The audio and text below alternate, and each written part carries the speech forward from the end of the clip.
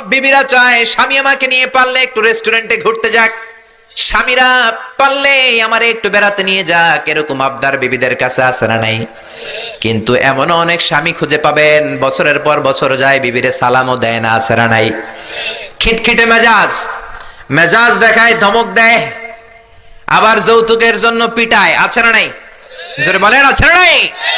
শয়তান দিল যৌতুক, কোরআন দিয়েছে মোহর, আমরা এখন মোহর ছেড়ে দিয়ে যৌতুকের পেছনে হাঁটি। জোরে বলেন ঠিক কিনা? যৌতুকের চেয়ে জঘন্য অপরাধ সমাজে নাই। কুকুরের গোশত খাওয়া যত গুনাহ, যৌতুক তার চেয়েও বেশি গুনাহ, ঠিক কিনা? কুকুরের গোশত খেলে একটা গুনাহ হয়, হারাম খাওয়ার গুনাহ হয়, কিন্তু যৌতুক খেলে দুইটা গুনাহ হয়। এক হলো হারাম খাওয়ার গুনাহ, দুই হচ্ছে শ্বশুর বাড়ির উপরে জুলুম করার গুনাহ। জোরে বলেন ঠিক কিনা?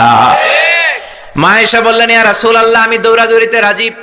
বিশ্বনবী বললেন, লেটস স্টার্ট দ্য কম্পিটিশন, চলো কম্পিটিশন শুরু করি। ওই যে মদিনার মসজিদের পাশে বড় একটা পিলার দেখা যায়, ওই পিলারের মধ্যে কে যে আগে ধরতে পারে রে আয়েশা, চলো আমরা দৌড় দেই।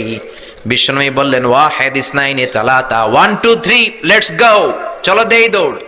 বিশ্বনবী অপেক্ষাকৃত মোটা ছিলেন, মা আয়েশা চিকন ছিলেন। মা আয়েশা দৌড় দিলেন, বিশ্বনবীকে পেছনে ফেলে ওই পিলার ধরে মা আয়েশা ফার্স্ট হয়ে গেলেন। কোন সুবহানাল্লাহ।